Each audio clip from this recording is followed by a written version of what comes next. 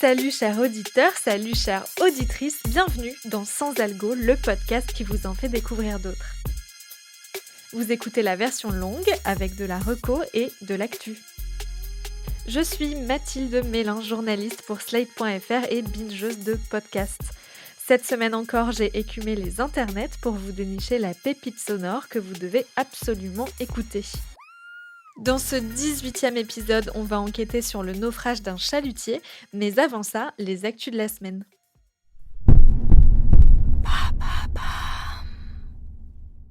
Ce n'est pas une, mais deux extensions du podcast quotidien Maintenant vous savez qu'a sorti le studio Bababam cette semaine. Un livre d'abord, publié aux éditions First, qui reprend le script d'une centaine d'épisodes de ce podcast de culture générale qui promet d'expliquer une notion en moins de 3 minutes. Vendu 14,95 €, il explique aussi bien ce que sont la 5G, la neutralité carbone ou la précarité menstruelle, notions réparties dans 5 catégories que sont culture, environnement, société, technologie et santé. Et justement, la deuxième extension du podcast, c'est la création d'un nouveau flux Maintenant vous savez santé, dédié donc à la santé. Le premier épisode sorti lundi 17 janvier explique ce qu'est le forfait patient urgence et devinez qui a fait exactement le même sujet sous le même format le lendemain, le podcast Chose à savoir santé, leader du marché du podcast très court qui répond à une question courante. Rendez-vous dans quelques mois pour voir si Maintenant vous savez santé arrive à séduire autant que Chose à savoir santé qui comptait quand même 203 000 téléchargements en décembre 2021.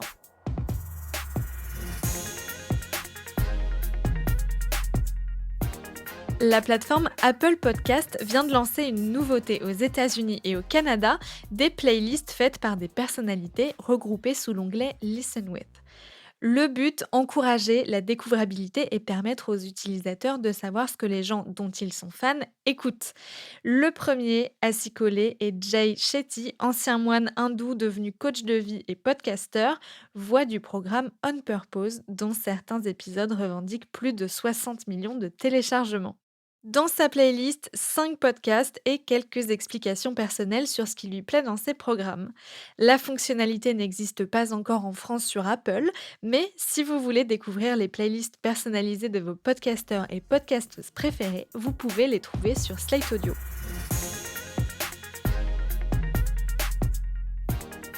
L'hébergeur Acast a publié un baromètre un peu particulier. À moins de 3 mois de l'élection présidentielle, ils ont tenté de faire un parallèle entre les couleurs politiques des départements et le type de podcasts qui y sont le plus écoutés. On apprend donc que le podcast séduit presque autant les habitants des territoires de droite que de gauche, qui représentent respectivement 52 et 48% des écoutes. Selon cette carte, les territoires qui votent LR écoutent plus de programmes business et jeunesse que les autres, tandis qu'à l'UDI, on préfère les podcasts de culture générale et à gauche, les podcasts société et culture. Deux thématiques font consensus, peu importe le bord politique, le sport et les nouvelles technologies. Si vous voulez en savoir plus, cette carte est disponible sur le site du pod. Autre annonce faite par Acast cette semaine, la 3e édition du festival L'été du podcast se tiendra du 18 au 21 mai et deviendra donc le printemps du podcast. Rendez-vous prochainement sur le site du Ground Control à Paris pour découvrir la programmation.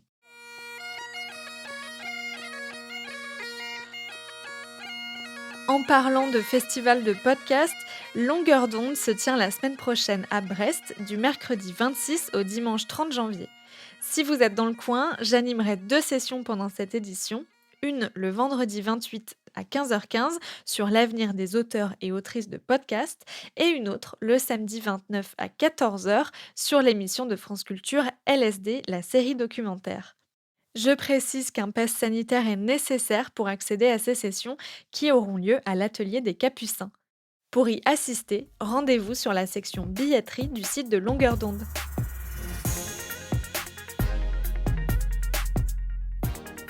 S'il y a un mot qui me convainc à peu près toujours de cliquer sur un podcast, c'est le mot enquête, parce que c'est un format que j'adore, surtout quand il s'agit d'enquêtes criminelles. Mais le truc, c'est que des enquêtes audio en français, c'est pas très courant parce que, tous les journalistes le savent, enquêter, ça demande énormément de temps. Et qui dit temps dit argent, et malheureusement, l'industrie du podcast français est encore un peu jeune pour pouvoir se permettre des enquêtes qui prennent des mois, voire des années. Certaines grosses boîtes sont tout de même prêtes à sortir le chéquier pour financer des enquêtes de true crime façon Serial. C'est le cas de Spotify qui vient de publier un nouveau podcast exclusif qui s'appelle En eau trouble. Il est produit par Adèle Imbert et Émilie Denêtre, deux journalistes indépendantes qui ont monté leur boîte de prod Insider Podcast, on y reviendra. Dans cette enquête en 6 épisodes, elle tente de faire la lumière sur le naufrage du Bugalet de Braise, un chalutier français qui a coulé au sud de l'Angleterre en janvier 2004. À son bord, 5 marins pêcheurs aguerris qui laissent derrière eux des familles qui ne comprennent pas comment un tel événement a pu se produire. C'est d'ailleurs là-dessus que s'ouvre le podcast. Je rentrais du boulot. Après avoir mangé, je faisais ma sieste. Et la télé était allumée. Un chalutier basé à Loctudy et immatriculé au Guilvinec a coulé aujourd'hui en Manche, dans le sud-ouest du Cap Blizzard. Un radeau de survie. Dès que j'ai entendu qu'il y a eu un naufrage vers l'Angleterre, aïe aïe aïe. Un bâtiment de la marine britannique, le HMS Tyne. Nous on savait qu'ils allaient pêcher de ce côté-là. J'ai eu un pressentiment, c'était eux. Les corps de 2 des 5 marins ont été repêchés après qu'un signal de détresse ait été capté par les gardes-côtes anglais en début d'après-midi. Et après, ça rabâchait toujours. Le naufrage, c'était le Bugalet. Ah ouais, c'était un choc. 13h38, heure française, quand les gardes-côtes britanniques ont reçu le signal de détresse du Bugalet Braise, juste avant qu'il ne coule, à 25 km au large du Cap Blizzard. À 13h40. Sur les quais de trois marins. ce matin, Alors, la un police moyen de est recherche ont à été le bord de le perdre la vue. Vous l'entendez, l'affaire du Bugalet de Braise a été très largement couverte par les médias. Ça tient surtout au fait que le bateau aurait coulé en moins de 3 minutes. Pas besoin d'être un expert en bateau pour comprendre que pour submerger un chalutier de 24 mètres, ça fait quand même la taille d'un immeuble de 6 étages, c'est très rapide. L'enquête a été ouverte immédiatement et elle va durer longtemps, puisque la justice française n'a tranché qu'au bout de 12 ans, en 2016. Pendant toute cette longue procédure, plusieurs pistes vont être explorées par la justice. Dans En eau trouble, Adèle Imbert et Émilie Denêtre reprennent le dossier du début et refont l'enquête pas à pas pour tenter de se construire une conviction sur ce dossier à cheval entre la France et l'Angleterre. Reprendre un dossier étape par étape, c'est un peu leur truc, à Adèle Imbert et Émilie Denêtre. En 2019, elles avaient sorti un premier podcast avec Insider qui s'appelait 1000 degrés et dans lequel elles reprenaient une affaire de colis piégés du début. Comme dans le podcast américain Serial, dont on sent d'ailleurs que c'est une inspiration, 1000 degrés et En eau trouble traitent tous les deux d'affaires sur lesquelles la justice a déjà tranché. Dans le cas du Bugalet de Braise, il y a eu un non-lieu qui signifie que le naufrage est sûrement dû à un accident de pêche. Comprenez, circuler, il n'y a rien à voir, le bateau a sûrement coulé à cause d'une erreur des pêcheurs. Grâce à l'écriture au cordeau de cette série, j'ai appris plein de termes maritimes, des classiques bâbord et tribord, au renflouage en passant par la fune ou le chalut. Pour ne jamais nous perdre, Adèle Imbert et Émilie Denêtre utilisent notamment une technique très maligne pour dérouler la chronologie de l'affaire. Elles s'envoient des notes vocales au fur et à mesure qu'elles découvrent le dossier, ce qui nous donne l'impression de le faire en même temps qu'elles. Avec Adèle, on a décidé de reprendre cette affaire depuis le début, pour essayer de comprendre ce qu'il s'est véritablement passé le 15 janvier 2004.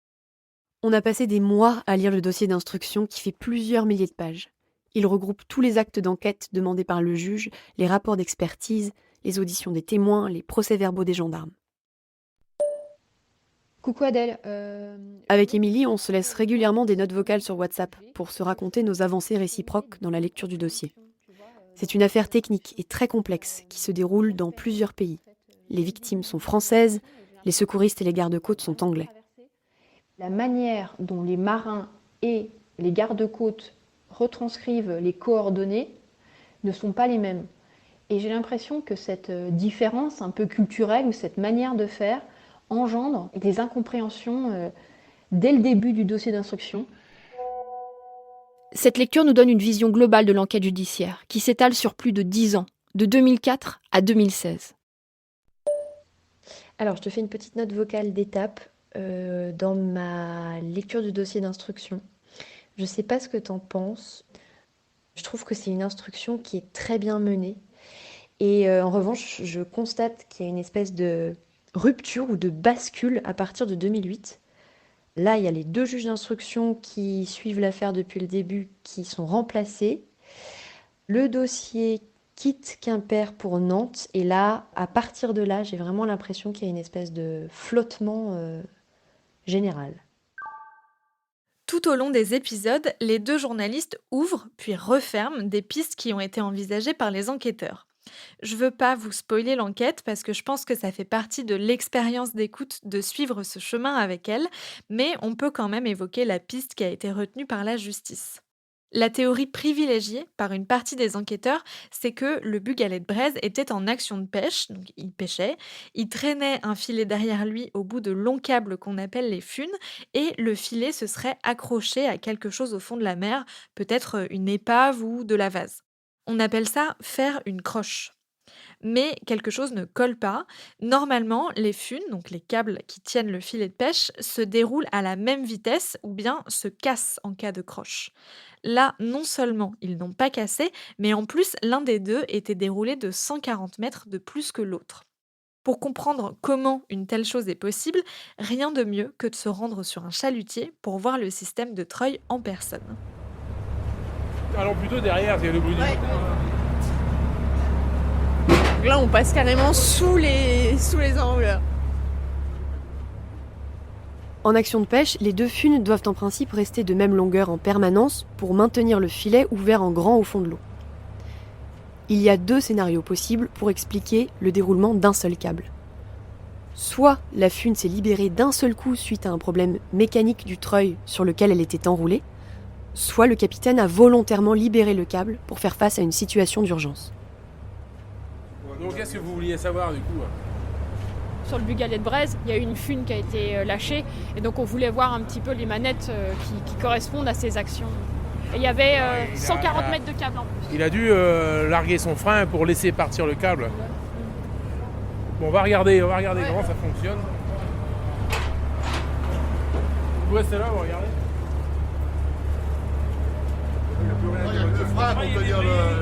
Le treuil est débrayé, mais la bobine est freinée. Le câble ne peut pas partir. Là, je vais larguer le frein, et là, le câble peut partir. Vous voulez qu'on stoppe le moteur, peut-être, non?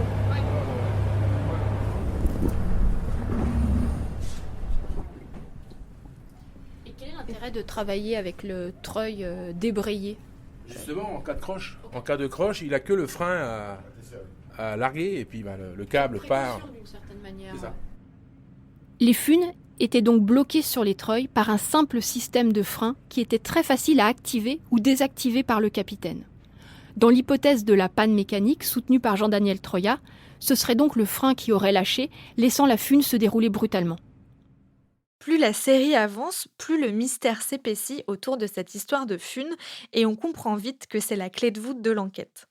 En écoutant les 6 épisodes du podcast, on a un peu de mal à comprendre comment les juges ont pu arriver à la conclusion de l'accident de pêche, surtout quand on voit les autres pistes explorées dans ce dossier et donc dans ce podcast, qui sont beaucoup plus probables d'après les éléments recueillis sur l'épave. Dans le dernier épisode, Adèle Imbert et Émilie Denêtre font part de leurs convictions personnelles sur les raisons de ce naufrage et j'avoue partager leur avis. Je n'en dis pas plus, si ce n'est que ce podcast est une réussite aussi grâce à la réalisation très fine de Léa Chevrier, aux musiques de Vincent Guillot et Arnaud Denzler et à la sublime jaquette signée Justine Coubar-Millot. Je me demandais comment les 2 journalistes avaient mené cette enquête, alors je les ai invités au micro de Sans Algo. Bonjour Adèle Imbert. Bonjour. Bonjour Émilie Denêtre. Bonjour. Comment vous avez commencé à vous intéresser à l'affaire du bugalet de braise à la base? Alors, il y a déjà des points communs quand même qui reviennent dans les affaires sur lesquelles on travaille avec Émilie. On a un goût pour les vieilles affaires judiciaires, les anciennes affaires judiciaires. D'abord parce que d'un point de vue pratique, ça facilite quand même l'accès aux ressources et notamment aux dossiers d'instruction, surtout quand il y a une décision de justice qui a été rendue de manière définitive.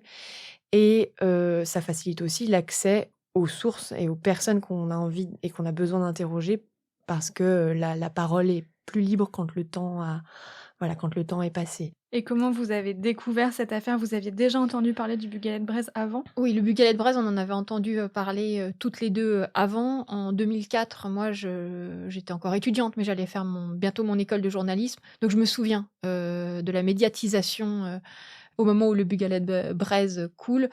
Et je me souviens, de toutes ces questions qu'il y avait autour, de cette idée d'énigme. Je me souviens des interviews, des familles, au port, voilà. Donc, moi je l'avais en tête à ce moment-là.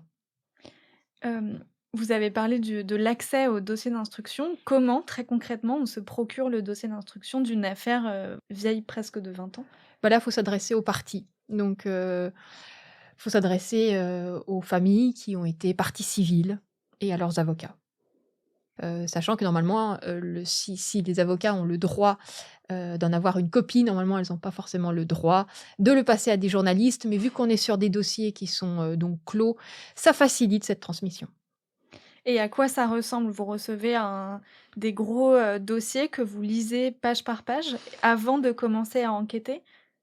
On reçoit, sur une clé USB en général, et ce sont des milliers de pages vraiment qui sont, numérotées, donc on appelle ça des cotes. Donc, voilà, ça va de D1 à D, je sais plus, 3000. 3000. Est-ce que vous avez suivi la chronologie du dossier d'instruction? C'est-à-dire toutes les pistes qui ont été ouvertes les unes après les autres, vous avez décidé de les explorer à votre tour? C'est comme ça que vous avez découpé le podcast? Déjà, on a lu le dossier d'instruction. C'est parce que c'est très important de ne pas aller piocher. On pourrait être tenté, hein, d'aller à la fin d'un dossier d'instruction, d'aller chercher des pièces, voir si le juge a exploré telle piste. Mais c'est important de le lire dans l'ordre, parce que ça permet de se mettre dans la tête du juge d'instruction. Et il y a certains éléments qu'il va demander à un moment X, c'est-à-dire très peu de temps, après le naufrage, et on va voir la réponse qui va arriver très tardivement. Elle va arriver presque à la fin de l'instruction. Et ça, c'est hyper intéressant parce que ça nous apprend aussi qu'entre le moment où il a fait la demande, qui était, pertinente, et le moment où, la réponse va arriver, il va se passer un temps infini qui va laisser de la place au doute, qui va faire qu'il va partir sur d'autres pistes. Et donc, de se mettre en fait dans ce temps de l'enquête qui est très long, parce que quand on va, demander des pièces à tel pays ou à tel autre, ou même il y a des expertises qui prennent nécessairement du temps, et ben ça c'est hyper important, de respecter en fait ce temps. Donc là, l'instruction en fait, nous du coup, on était dans la tête du juge d'instruction. Donc de fait, c'est vrai qu'on s'est imprégné de l'enquête judiciaire comme elle a été faite à l'époque. Et quand on suit en fait ce dossier d'instruction, c'est un peu comme un livre, hein, en fait. Et effectivement, il y a des pistes qui sont, couvertes et on se dit ah ben oui, c'est intéressant. Et puis après, elles vont se clore. Et puis après, il y en a une autre qui naît. Et puis après, des fois, il y en a une troisième qui arrive et on se dit ah mais il y a quelqu'un qui m'en avait parlé, j'ai entendu parler de ça avant. Et donc en fait, on a voulu reconstituer dans la construction narrative, en fait, cette impression que nous on a quand on rentre dans le dossier d'instruction, le rendu en fait. Combien de temps ça prend entre le moment où vous vous dites, «On va enquêter là-dessus» et là, la diffusion du podcast? Pendant combien de temps vous avez travaillé dessus? C'est plus d'1 an, plus d'1 an. On commence, Ouais. En fait, on s'est rendu en Angleterre pour, ouais. une partie de une procédure, une partie de l'Inquest, en Angleterre fin 2019. Mmh. À ce moment-là, je crois qu'on n'avait pas encore récupéré le dossier d'instruction, mais on savait qu'on avait un peu cette urgence de devoir être sur le terrain en Angleterre pour suivre cette partie de cette procédure qui était quand même assez inédite. Et on récupère le dossier d'instruction, avant, le premier confinement.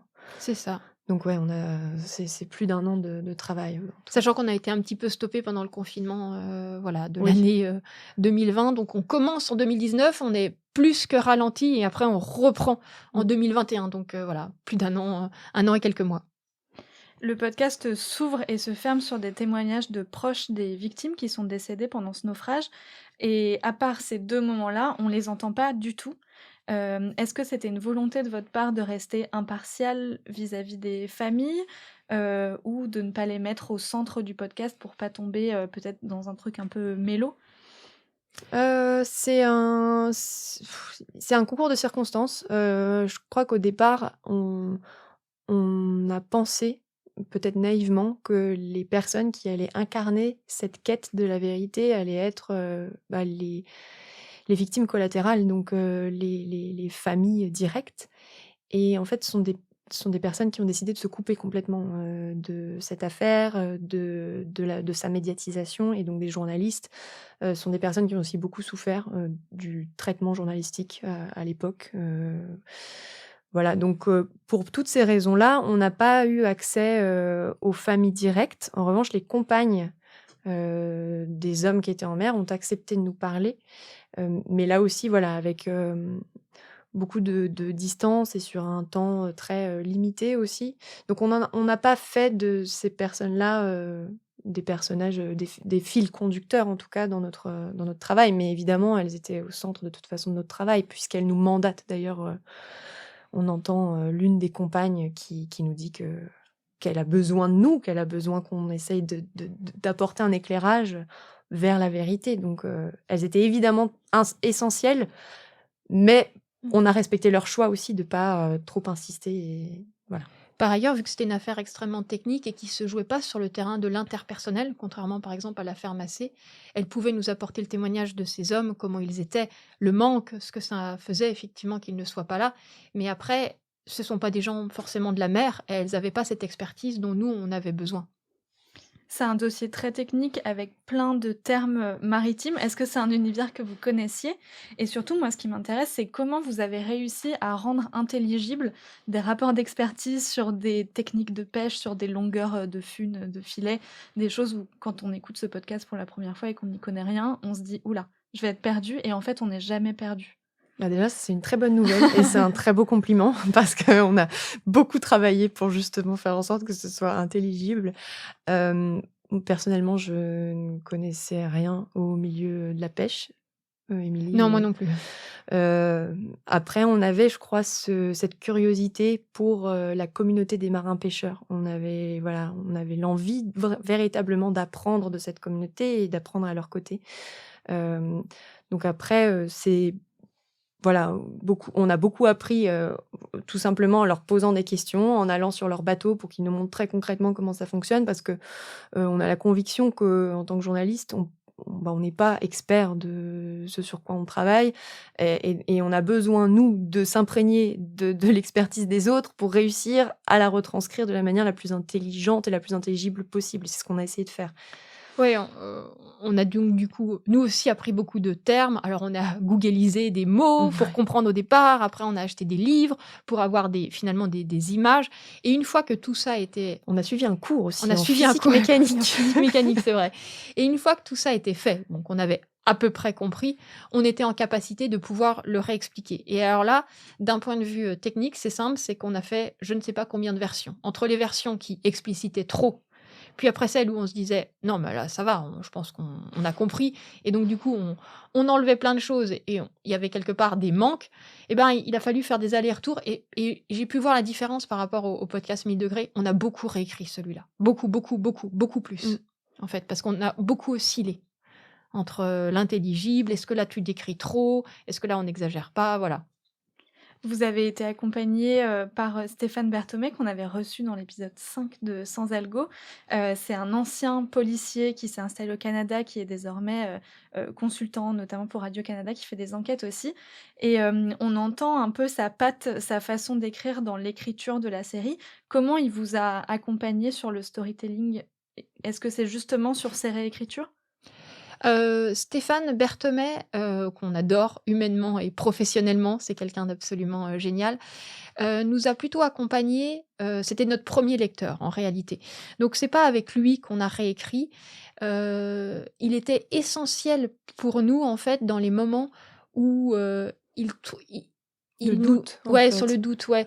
Quand les moments où on avait en fait l'impression d'être tellement dans cette affaire et dans cette histoire et à ne plus réussir vraiment à juger et à jauger justement entre ce qui est intelligible, ce qui ne l'est plus. Lui était vraiment la personne à qui on envoyait nos scripts et qui nous disait tout de suite bah là, moi je trouve pas ça très clair, peut-être qu'il faut expliciter. Là, c'est bon, on a compris, voilà. Il nous a... Et c'était déjà comme ça qu'on avait travaillé avec lui, avec 1000 degrés, parce qu'il y avait vraiment eu un moment où on s'était rendu compte avec Émilie qu'on manquait d'un œil extérieur sur notre travail, parce que c'est un travail qui nous prend tellement de temps Et on est tellement obligé de s'imprégner tout le temps dans cette histoire-là qu'au bout d'un moment, on manque complètement de recul et c'est là le risque, c'est de faire quelque chose qui est pour l'auditeur pas forcément très intelligible. Et on avait pensé tout de suite à Stéphane Berthomé en réfléchissant à qui pourrait être notre premier lecteur, notre premier auditeur. Et on connaissait Stéphane, qui est un ami et dont on aime beaucoup le travail. Et ça a été une évidence. Et c'était aussi une évidence de retravailler comme ça avec lui pour En eau trouble. Je pense qu'on se rejoint sur une forme d'écriture, c'est celle de l'épuration, en fait. Et ça, c'est quelque chose qu'on portait déjà en nous et que Stéphane, qu'on écoute aussi, a. C'est cette idée que, effectivement, de prendre un petit peu de hauteur et d'épurer au maximum, tout en laissant, en fait, arriver les émotions, peut-être plus par les sons. Et ça, c'est vrai que c'est quelque chose qu'on a encore retravaillé. On est encore allé certainement encore un peu plus loin dans cette série. Et puis dans L'ombre du doute, qui est son podcast, comme dans notre travail, on sent aussi la patte, pour moi, c'est la patte nord-américaine, en fait, en termes de scénarisation et de manière de raconter l'histoire. C'est la patte Serial. Oui, c'est sûr que c'était une inspiration. Après, on a aussi injecté notre patte et puis on a aussi un peu fait notre melting pot, entre guillemets, des choses qui nous plaisaient dans les codes de l'écriture américaine et la mise en scène à l'américaine. Et puis, nous, nos ambitions, notre manière de faire du journalisme aussi.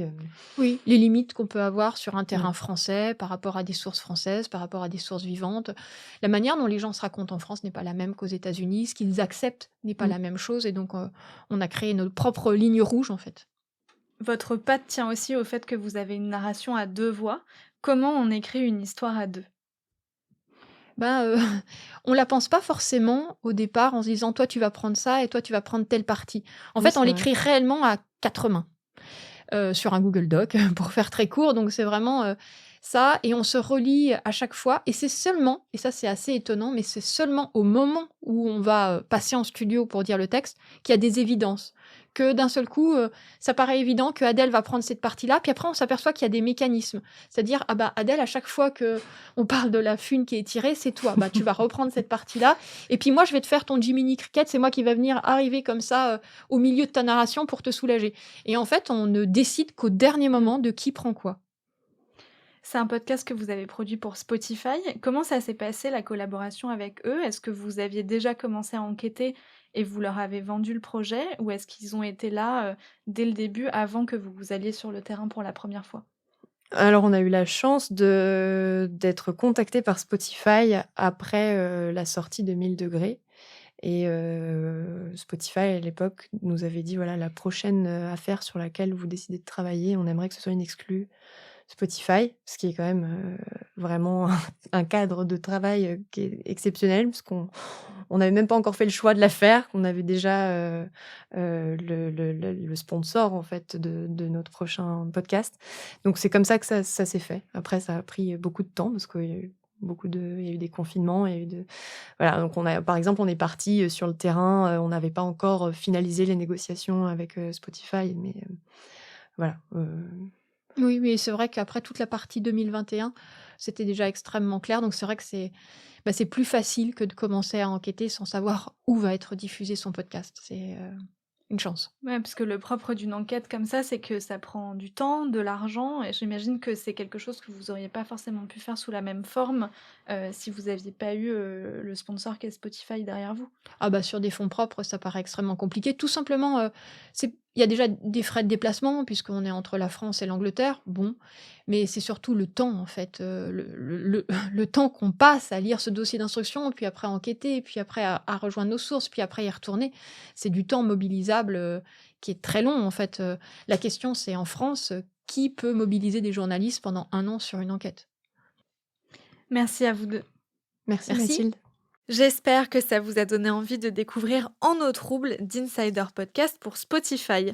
Le podcast est disponible seulement sur le site d'Insider Podcast et sur Spotify. Il faut avoir un compte pour l'écouter, mais pas forcément d'abonnement payant. Merci d'avoir écouté Sans Algo. N'hésitez pas à vous abonner sur la plateforme d'écoute de podcast de votre choix ou à venir faire un tour sur Slate Audio. Vous pouvez aussi en parler autour de vous et nous dire si nos épisodes vous plaisent à l'adresse mail dans la description de cet épisode.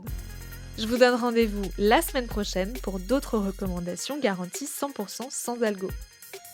Sans algo est un podcast de Mathilde Mélin, produit par Slide.fr, sous la direction de Christophe Caron et Benjamin Septem-Ours. Montage et mixage, Victor Benamou.